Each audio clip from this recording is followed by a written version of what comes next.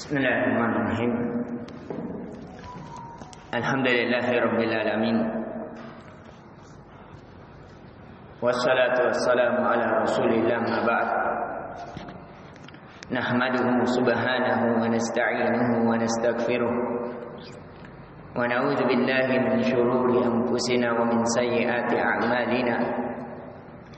May yahdihillahu fala mudilla lahu ومن يضلل فلا هادي له أشهد أن لا إله إلا الله وحده لا شريك له وأشهد أن محمدا عبده ورسوله اللهم انفعنا بما علمتنا وعلمنا ما ينفعنا وزدنا علما اللهم فقهنا بالدين وعلمنا تأويل اللهم نسألك الهدى والتقى والعفاف والغنى اللهم أرنا الحق حقا وارزقنا اتباعه وأرنا الباطل باطلا وارزقنا اجتنابه اللهم نسألك كل خيراتك ونعوذ بك من كل شرك السلام عليكم warahmatullahi wabarakatuh. Tidak ada kalimat yang lebih layak di lisan kita kecuali kalimat syukur kepada Allah yang telah memilih kita sebagai orang-orang yang mentauhidkannya di tengah banyaknya orang-orang yang menduakan Allah. Kita bersyukur kepada Allah yang telah melembutkan jiwa, hati dan raga kita untuk ruku hanya kepadanya di tengah banyaknya orang-orang ruku kepada selain dirinya. Kita bersyukur kepada Allah yang telah melembutkan lisan dan hati kita untuk senantiasa mengingatnya di tengah banyaknya orang-orang yang melupakannya. Dan di pertemuan sebelumnya, alhamdulillah kita sudah mengambil bahwasanya annal ilma min warasatil anbiya, bahwasanya ilmu syar'i itu adalah warisan dari para nabi. Sebagaimana hadis yang diriwayatkan oleh Imam At-Tirmidzi, begitu pula Ibnu Majah dalam sunannya dan Imam Ahmad dalam musnadnya, yang kata Nabi sallallahu alaihi wasallam, man salaka tariqan yabtaghi fihi ilman salakallahu bihi tariqan ilal jannah. Barang siapa menempuh suatu jalan yang dia harapkan jalan tersebut untuk mendapatkan ilmu, maka Allah akan mudahkan kepadanya jalan menuju surga. Wa innal malaika la tad'u ajnahatiha ridaan li talabil ilm. Dan sesungguhnya para malaikat itu meletakkan sayap-sayap mereka disebabkan ridha terhadap apa yang mereka tuntut dari ilmu Allah Subhanahu wa taala melalui lisan Rasulnya. Wa innal 'alima la yastaghfiru lahu man fis samawati wa man fil ardh. Sesungguhnya orang-orang alim, para penuntut ilmu, itu para malaikat beristighfar kepadanya. Apa yang ada di langit beristighfar kepadanya, dan apa yang ada di bumi seluruhnya beristighfar memohonkan ampun untuknya. Yang kata Nabi, hatta al-hitan fil ma', sampai ikan-ikan yang berada di tengah lautan. Wa faddul 'alimi 'ala al-'abidi kafaddil qamari 'ala sa'iril kawakib. Dan keutamaan seorang penuntut ilmu dibandingkan yang lain itu bagaikan rembulan dengan bintang-bintang atau planet yang ada. Yang kata Nabi, innal ulama'a warasatul anbiya, dan sesungguhnya ahli ilmu itu para ulama, mereka adalah pewarisnya para nabi. Innal anbiya lam yuwarrisu dinaran wala dirhaman. Dan sesungguhnya para nabi itu tidak mewarisi dinar, mata uang emas, dan tidak pula mata uang perak. Innama warathal ilm faman akhadha bihadzin wafir. Maka barang siapa yang mengambil darinya, maka sungguh dia telah mengambil dari perbendaharaan yang sangat banyak. Dan di pertemuan sebelumnya juga alhamdulillah kita sudah mengambil pelajaran perbedaan antara kalimat usul salasa dengan al-usul as-salasa. bahwasanya kalimat usul as-salasa tanpa alif lam adalah buku ringkasan yang sama, bahwa dia mempelajari tentang 3 landasan pokok yang berkaitan siapa Tuhanmu, siapa nabimu, dan apa agamamu. Akan tetapi ringkasan, tidak ada syarat, tidak ada penjelasan. Adapun kitab yang di hadapan kita yang memiliki al-usul as-salasa. Perbedaannya, kalau kitab yang kita katakan usulus salasa itu hanya 30 lembaran saja. Sedangkan kalau al-usul as-salasa tergantung. Semakin luas kedalaman ilmu pensyarahnya, maka semakin luas pula. Sebagaimana yang di kitab yang kita pakai ini, kalau kitab yang kita pakai ini lebih 500 lembar. Disebabkan ada 5 pensyarah ulama terkini yang kita pakai. Dan di pertemuan sebelumnya juga, alhamdulillah kita sudah mempelajari bahwasanya 3 pertanyaan ini kita pelajari untuk persiapan menjadi ilmu kita, keyakinan kita, amalan kita ketika kita berada di alam kubur. Bahwasanya kita seluruhnya akan ditanyai, yang dimana kata Nabi sallallahu alaihi wasallam, yang Nabi sallallahu alaihi wasallam kabarkan, ya'ti malakani fayaqudani fayaqulani lahu man rabbuka ma dinuka ma hadzal rajul ladzi bu'itsa fikum. Akan datang 2 malaikat di setiap orang yang meninggal. Dia akan didudukkan, ditanyakan kepadanya, siapa Tuhanmu, apa agamamu, siapa laki-laki yang diutus kepadamu. Maka kalau dia beriman, dia melakukan di atas keyakinan bahwa Tuhannya adalah Allah yang menciptakannya, yang mengatur segala urusannya, yang dia beribadah hanya kepadanya, yang senantiasa dia ikrarkan, iyyaka na'budu wa iyyaka nasta'in, hanya kepadamu saya beribadah ya Allah, tidak kepada selain, dan hanya kepadamu saya memohon pertolongan, tidak kepada selainnya.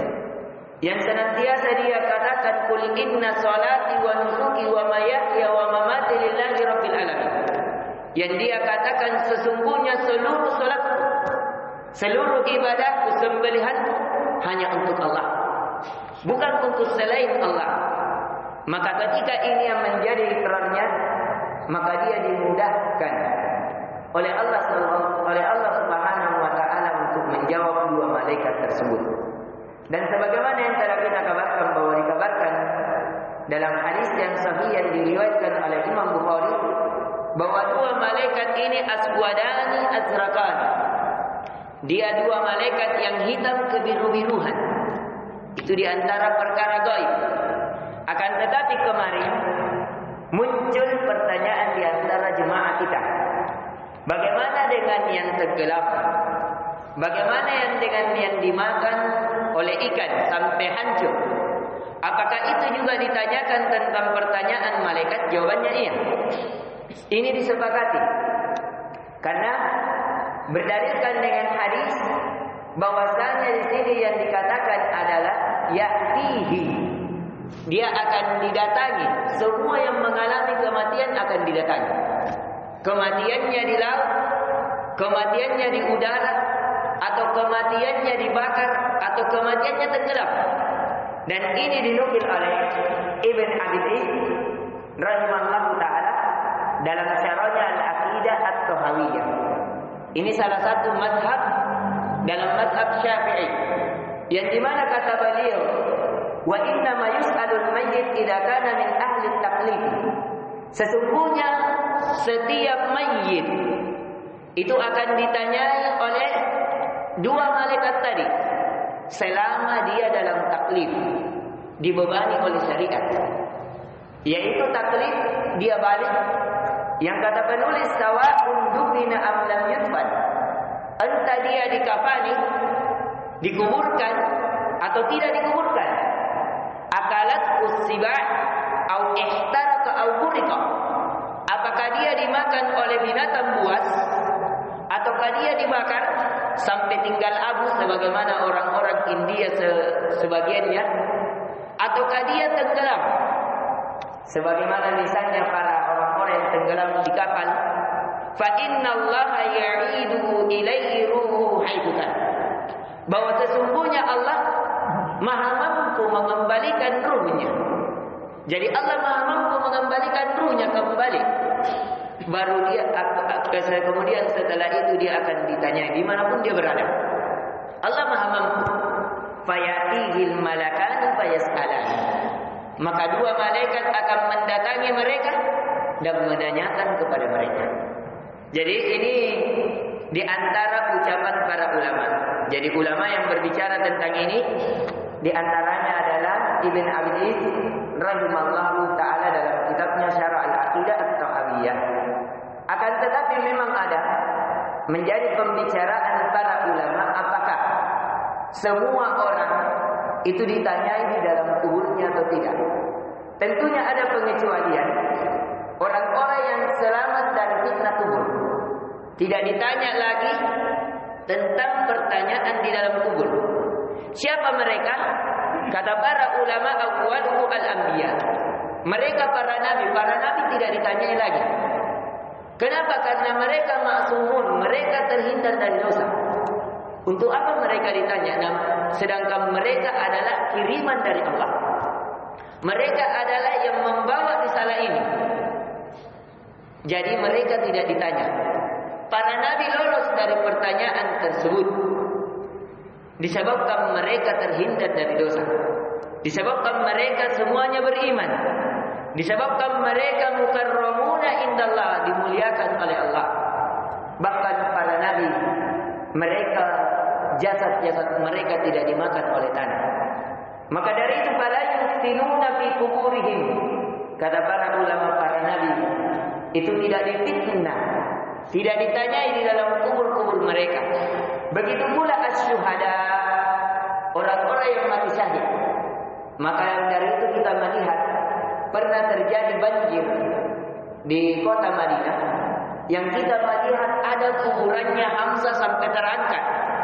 Hamzah ini di antara pamannya Nabi, yang dimana di antara tanda kematiannya dibelah dadanya oleh Hindu. Yang ketika pada saat di sini di tempatnya ketika di Uhud. Kalau seseorang biasa berumrah, alhamdulillah kami melihat langsung. Yang kami pernah membawa jemaah umrah dan singgah di Uhud ketika setelah banjir. Pada saat itu kami ada namanya di sana tempat bukit-bukit yang di sanalah tempat pasukan pemanah Nabi sallallahu alaihi wasallam ditempatkan. Di mana bukit ini mulai bergeser, mulai mengecil disebabkan dihantam dengan air kalau datang. Memang kalau di sana biasanya air itu tiba-tiba muncul, sedangkan kota Mekah saja Ka'bah sendiri itu berapa kali terkena banjir. Maka dari itu beberapa kali diperbaiki, baik di kerajaan Abdul Aziz, di masa Umar bin Khattab dan selainnya. Bahkan di masa Nabi sallallahu alaihi wasallam pernah pula yang di mana Nabi sallallahu alaihi wasallam sebagai orang yang meletakkan Hajar Aswad. Pada saat itu kaum kafir Quraisy itu berselisih siapa yang paling pantas meletakkan Hajar Aswad. Maka Nabi sallallahu alaihi wasallam disepakati oleh orang Quraisy bahwa siapa yang masuk di Babus Salam, pintu yang keselamatan ini, yang itu yang sekarang dinamakan Babu Nabi. Kalau di Hotel Jam itu berhadapan dengan pintu Malikal Fahad namanya. Itu berhadapan dengan Hajar Aswad. Ada dua pintu. Di sebelah sananya itu ada hotel yang di dekat rumah Khadijah. Di sana ada namanya Babu Nabi. Kalau sekarang tepatnya di tempat sa'i antara Safa dan Marwah. Misalnya ini antara Safa dan Marwah, di mimbar ini ada pintu yang ditutup. Itu pintunya Nabi. Yang dimana di ujungnya di Marwah ketika kita keluar ada tehel yang berbeda, itu rumahnya Khadijah dahulu. Akan tetapi ketika pelebaran itu dipindahkan menjadi perpustakaan sekarang. Yang sebenarnya keluar dari pintu itu tempat keluar jenazah yang sekarang itu adalah rumahnya Khadijah radhiyallahu anha. Yang kalau seseorang keluar masuk di hotel kerajaan khusus para raja, biasanya para raja itu masuk lewat babun Nabi, pintunya Nabi. Yang dimana saya pernah meminta, tapi di sana dijaga dan ditutup. Tidak diperbolehkan lewat kecuali dari tamu-tamu kerajaan. atau presiden atau selainnya. Yang dimana saya juga pernah meminta untuk izin, lewat situ tidak diizinkan. Karena kita bukan siapa-siapa. Karena di sana khusus untuk yang biasanya tamu-tamu kerajaan yang bisa lewat babun Nabi. Khususnya itu tembus langsung di antara Safa dan Marwah, khususnya di Safa itu kalau kita lihat langsung tembus ke Hajar Aswad. Yang di sana dahulu air Samsan dulu baru Hajar Aswad. Cuma air Samsan sudah diletakkan, dipindahkan, kemudian sekarang ditutup. Dahulu dipindahkan ke bawah, akan tetapi sekarang sudah ditutup, tinggal kerannya yang melajur kepada di dekat rumah Khadijah radhiyallahu anha. Jadi ini yang diselamatkan dari fitnah kubur. Inti pelajaran yang bisa kita petik bahwasanya di kuburan ini akan seseorang ditanya tentang 3 perkara tadi. 3 perkara tadi yaitu akan ditanyai siapa Tuhan, apa agamamu dan siapa nabimu.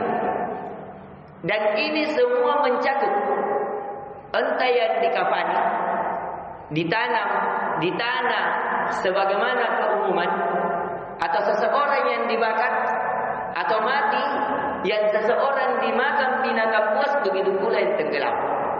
Kecuali yang tidak ditanyai padanya adalah para nabi. Alasannya karena mereka terhindar dari dosa. Mereka dimuliakan oleh Allah Subhanahu wa taala. Yang kedua yang tidak ditanyai adalah as-sibyan wal majanin, yaitu anak-anak kecil yang belum balik. Misalnya ada anak masih bayi meninggal, atau orang yang gila, dia hidup tapi gila, solat tidak diwajibkan padanya, bersyahadat pun tidak paham, maka orang ini tidak akan ditanyai lagi. Walaupun ini pembahasan menjadi pembahasan di kalangan para ulama. Kalau anak kecil khususnya, kalau orang gila tidak ada pembahasan para ulama. Para ulama sepakat bahwasanya orang gila itu tidak akan ditanyai tentang fitnah kubur. Kenapa? Karena dia tidak ada beban padanya. Tidak ada beban syariat pada orang gila. Tidak wajib baginya kecuali satu. Kalau dia memiliki harta, tetap wajib dikeluarkan hartanya. Misalnya dia seorang anak yang kaya, kemudian dia gila, dia tidak bisa mengatur hartanya, maka diaturkan oleh saudaranya atau orang terdekatnya.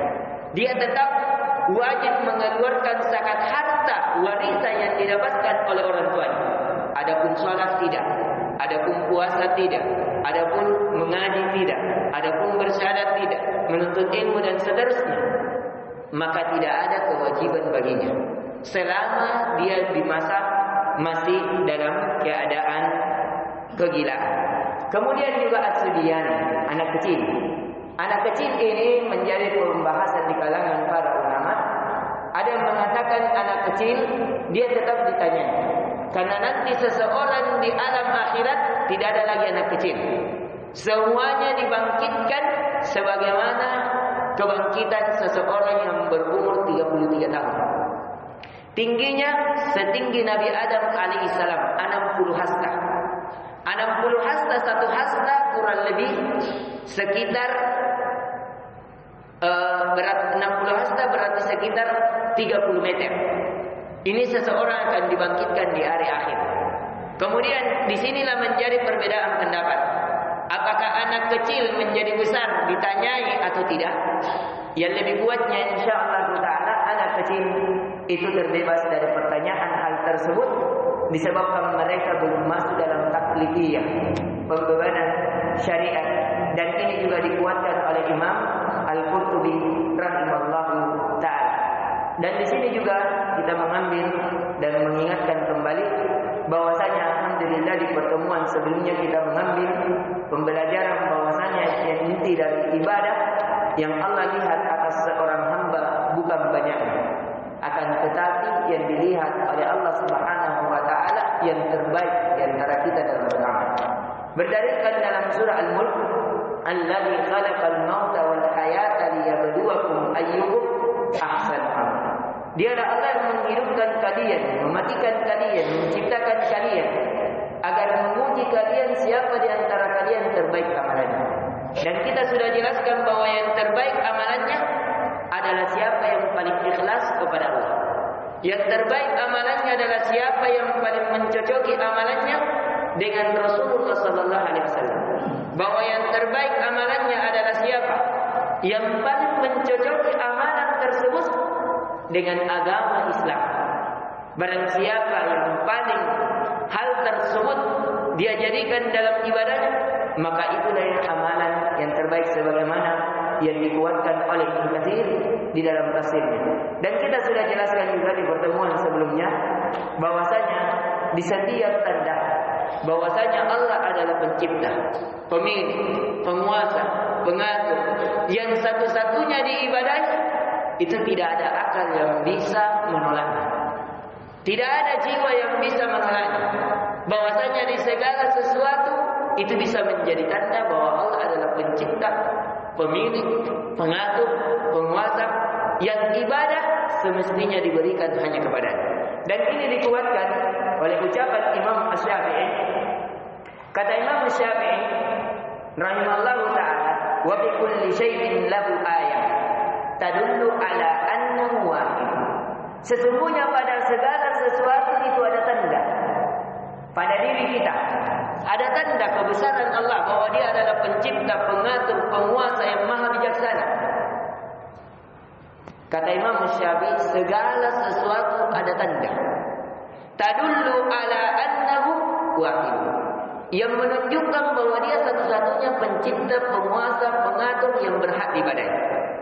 Dan ini juga dikuatkan oleh Ibnu Qayyim Al-Jauzi rahimallahu taala di dalam syairnya. Beliau berkata, "Fali wahidin kun wahidan fi wahidin a'ni sabilal haqqi wal iman." Menjadilah kalian untuk yang satu. Ya, untuk satu. Menjadilah kalian untuk satu di dalam kesatuan, yaitu di jalan hak dan di jalan keimanan. Bahwasanya Allah tidak ada yang mengingkari bahwa Allah adalah pencipta, pemilik, pengatur, penguasa, kecuali siapa-siapa yang dipalingkan hatinya oleh syaitan. Siapa-siapa yang dipalingkan hatinya, hawa nafsunya, kepada apa yang dia berlari selain kepada Allah. Maka dari itu di pembukaan saya tadi, saya kembali mengingatkan tentang bahwasanya kita diberikan keimanan itu adalah karena kasih sayang Allah Subhanahu wa taala. Hendaknya kita syukuri. Di tengah banyaknya orang-orang melakukan kesyirikan, kita di atas tauhid. Kita di atas jalannya Nabi sallallahu alaihi wasallam. Di tengah banyaknya manusia mencari jalan selain daripada jalannya Nabi sallallahu alaihi wasallam. Kita diberikan oleh Allah Subhanahu wa taala kelembutan hati, kejernihan pikiran, ingin mengikuti jalan Islam. Di tengah banyaknya orang-orang memilih jalan-jalan selain daripada jalan Islam. Maka di pertemuan kali ini kita juga ingatkan bahwasanya mempelajari tauhid ini adalah dakwahnya para nabi dan para rasul. Dakwahnya para nabi dan para rasul. Dan mengenal tauhid adalah kewajiban bagi setiap orang, bukan kewajiban untuk satu orang pada satu kampung. Ini namanya fardu kifayah. Kalau satu orang misalnya jenazah, mandi jenazah, jadi saya bilang mandi jenazah, bukan janazah. Nah, ini juga banyak perlu dipahami. Kalau kita baca fathah janazah, artinya keranda, keranda mayit yang dipakai mengangkat mayit, itu janazah. Yang benar kalau orangnya dikasro jim, jenazah. Jadi ini mungkin banyak masyarakat kita mungkin karena mungkin tidak belajar bahasa Arab, tapi makanya saya peringatkan bahwa yang benar kalau dimaksudkan adalah orangnya, cara membacanya di kasro jinnya, jinazah. Jinazah itu orangnya yang meninggal itu. Tapi kalau kita bilang janazah, apanya? Tempat orangnya, artinya kerandanya. Nah, jadi kalau memandikan jenazah, jadi memandikan orang meninggal, itu hukumnya fardu kifayah. Artinya kalau satu kampung sudah ada yang tahu memandikan satu orang, maka sudah gugur kewajiban yang lain. Tapi mengenal Allah, mengenal Rasulullah, tahu jalan Islam, itu fardu ain. Jadi mungkin ini pembelajaran kita, mohon maaf kalau jauh, bagus kalau papannya lebih besar. Jadi di sini kita dulu tahu mengenal bahwasanya ilmu yang kita pelajari ini bukan ilmu sunnah, bukan ilmu yang fardu kifayah, tapi ilmu yang kita pelajari saat ini adalah fardu ain. Apa itu? Fardu ain. Fardu ain. Apa itu fardu ain? Kewajiban bagi setiap orang, yang kecil maupun yang besar, yang laki-laki maupun yang perempuan, yang hitam maupun yang putih, orang negara manapun wajib mengenal siapa Tuhannya. Siapapun dia wajib mengenal siapa Nabi-Nya. Dimanapun asalnya wajib mengenal apa itu Islam. Karena di setiap kita akan ditanyai oleh Allah Subhanahu wa ta'ala. Maka dari itu Allah Azza wa Jalla kabarkan dalam surat Muhammad, fa'lam annahu la ilaha illallah.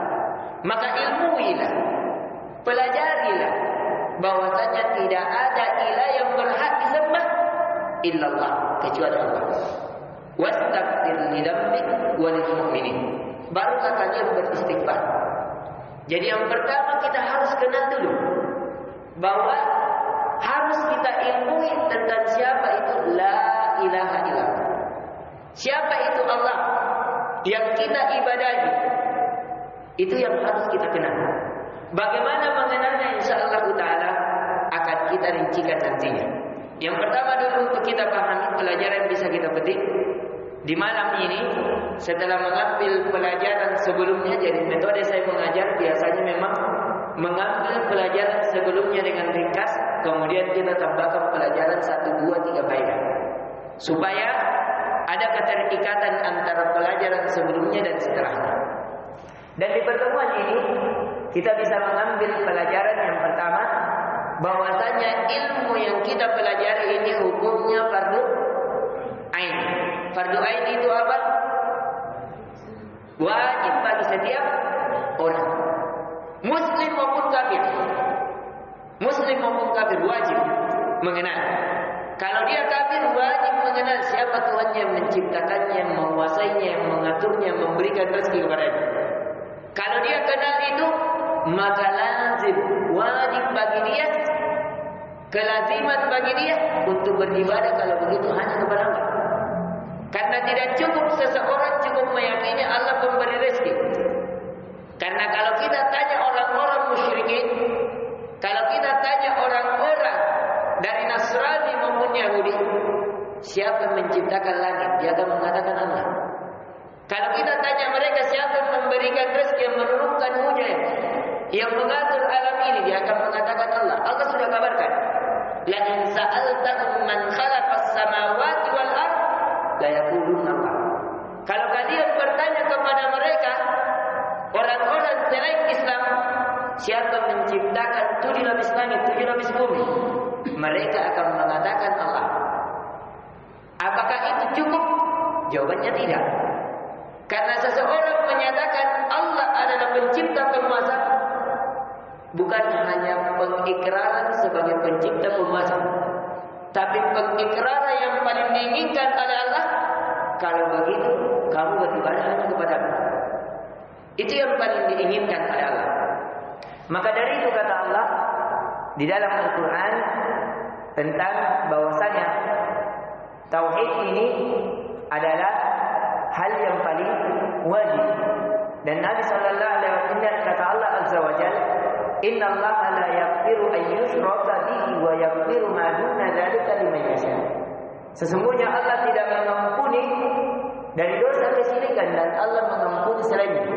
Artinya dosa yang menduakan Allah tidak ampuni. Menduakan Allah dalam ibadah itu di antara dosa yang terbesar. Ini dinukil oleh Imam Az-Zahabi di dalam kitabnya Al-Kabair. Bahkan yang Allah Azza wa Jalla katakan juga melalui lisan Nabi sallallahu alaihi wasallam, kata Nabi dalam riwayat Imam Muslim, "Man mata wa huwa ya'lamu an la ilaha illallah dakhala jannah." Siapa yang tidak ada sembahan yang berhak disembah selain Allah, maka baginya sudah. Maka ini yang perlu kita untuk pahami, bahwasanya sembahan hanya satu, tidak dua, tidak tiga, sebagaimana keyakinan orang-orang Yahudi dan Nasrani. Apalagi kalau sembahan selain daripada orang-orang soleh, berupa patung, apalagi kalau binatang-binatang, naudzubillah. Tapi yang namanya hidayah itu hanya datangnya dari Allah Azza wa Jalla, yang seandainya seseorang berpikir dengan akalnya yang jernih, maka seseorang pasti mengingkarinya. Di antara juga dari dalil yang memerintahkan bahwasanya kita diperintahkan beribadah hanya kepada Allah, surat yang selalu kita baca di surah Al-Bayyinah, kata Allah, wa ma umiru illa liya'budullaha mukhlishina lahuddin. Tidaklah mereka diperintahkan kecuali hanya untuk beribadah hanya kepada Allah, mengikhlaskan hanya untuk Allah di atas agama Allah. Dan kemudian Nabi sallallahu alaihi wasallam kabarkan dalam riwayat Imam Bukhari dan Imam Muslim, fa innallaha harrama 'alan nari man qala la ilaha illallah yabtaghi bidzalika wajhallah. Yang kata Nabi sallallahu alaihi wasallam, sesungguhnya Allah mengharamkan atas neraka barang siapa yang ucapannya la ilaha illallah, tidak ada sembahan yang berhak disembah kecuali Allah, yang dia harapkan hanya wajah Allah. Yang kata Nabi sallallahu alaihi wasallam bahwasanya seseorang akan diharamkan pada neraka. Yang kemudian kata Nabi, kata Allah Azza wa Jalla di dalam surah Al-Anbiya, inna hadhihi ummatukum ummatan wahidah wa ana rabbukum fa'budun. Sesungguhnya inilah umat yang satu, maka ikutilah aku, sembahlah aku, dan beribadahlah hanya kepadanya. Mungkin ini sedikit pembahasan kita, inti pelajaran yang bisa kita petik pada pertemuan kali ini, bahwasanya ilmu ini di antara warisan para nabi dan para rasul. Kemudian pelajaran yang bisa kita petik bahwa ilmu yang kita pelajari pada malam ini adalah suatu kewajiban bagi setiap orang, baik laki-laki maupun perempuan. Dan kemudian yang bisa juga kita petik pada malam ini, bahwasanya di setiap kita akan mengalami ada dua di alam kubur. Ada namanya fitnah kubur, ada namanya ni'matul kubur. Ada fitnah atau azab kubur, ada kenikmatan kubur. Yang fitnah kubur yaitu tadi pertanyaan dari para malaikat, itu adalah azab. Kalau seseorang sudah ditanya, itu sudah tanda bahwa dia ada. Sebagaimana kalau kita sudah diinterogasi, itu sudah tidak mengenakkan jiwa sudah. Apalagi kalau sampai di balau-balau, ya, karena nanti juga akan ada hadis bahwa malaikat ini itu memiliki besi yang kalau kita seperti palu, yang diriwayatkan, tapi pada riwayatnya ada kelemahan, akan tetapi dikuatkan dalam riwayat-riwayat lain, sehingga sanad hadisnya diperselisihkan oleh para ulama, apakah dia dhaif ataukah dia hasan. Hasan itu riwayat yang lemah asalnya, akan tetapi muncul beberapa riwayat sehingga dia menjadi kuat, yaitu memiliki seperti palu besi yang kalau diletakkan pada gunung maka hancur. Diletakkan, belum dipukulkan. Bagaimana lagi kalau di kepala seseorang? Di pada gunung saja diletakkan palu-palu tersebut, itu sudah hancur. Dan ini akan ditanyai kita semua padanya, yaitu pertanyaan, siapa Tuhanmu, siapa nabimu, apa agamamu.